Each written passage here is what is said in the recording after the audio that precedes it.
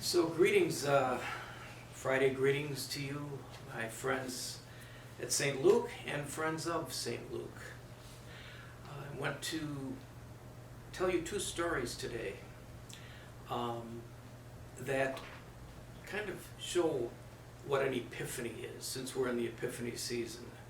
An epiphany is sort of an aha moment where things come clear and we see things for the way they really are. One of them will be linked to our Sunday evening book launch at 7 p.m. this coming Sunday the 17th. And in your e-letter you will have a link to that book launch and another invitation. And the epiphany for me was when I first heard the immigrant story of my family. And it was the beginning of my long journey to appreciate the role of the church and family. My father one day around the kitchen table told us after dinner about how his father had come with a large family to my grandfather from Norden in Ostfriesland, Germany on the North Sea, had come to the United States. Came with his siblings and parents, basically for three reasons, and these reasons aren't that much different from reasons people immigrate today. They were farmers on the North Sea. They were subsistence farmers, and they couldn't afford the dike taxes, and they really basically were having trouble feeding their family.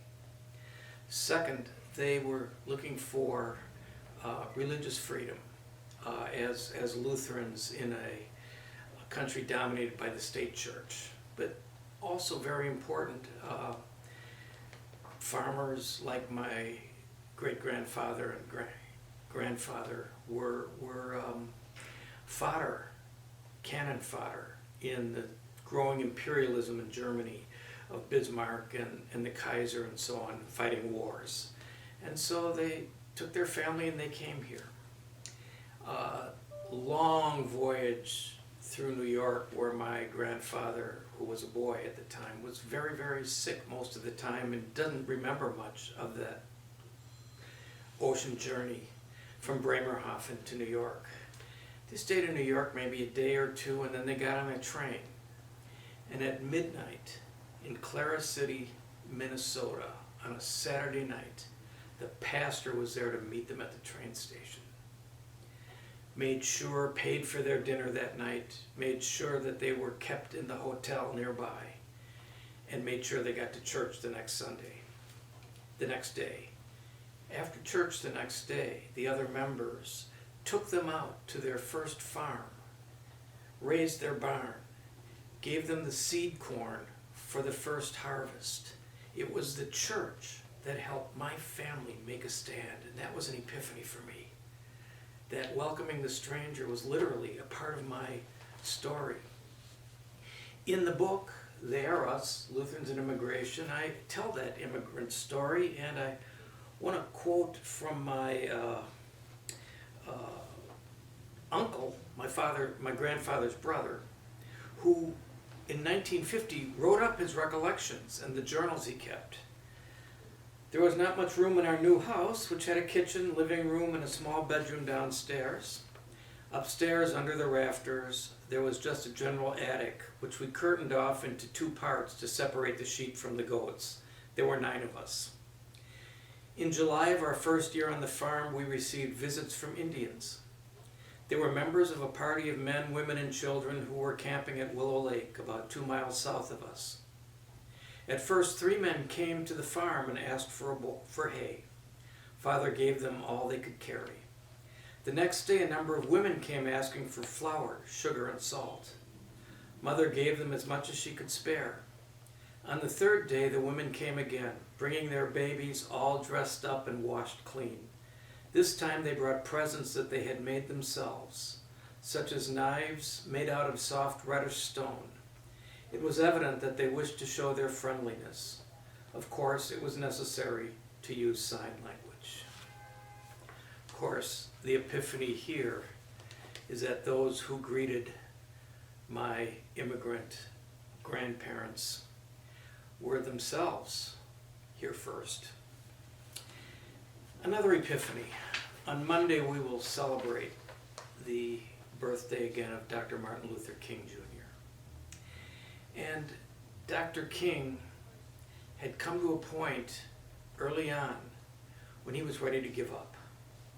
He didn't think that he had the courage to face everything that had to be faced. And there were so many people looking up to him, and he was just a young pastor. And he describes this kind of dark night of the soul and the epiphany which happened. I was ready to give up. With my cup of coffee sitting untouched before me, I tried to think of a way to move out of the picture without appearing a coward. In this state of exhaustion, when my courage had all but gone, I decided to take my problem to God. With my head in my hands, I bowed over the kitchen table and prayed aloud. The words I spoke to God that midnight are still vivid in my memory.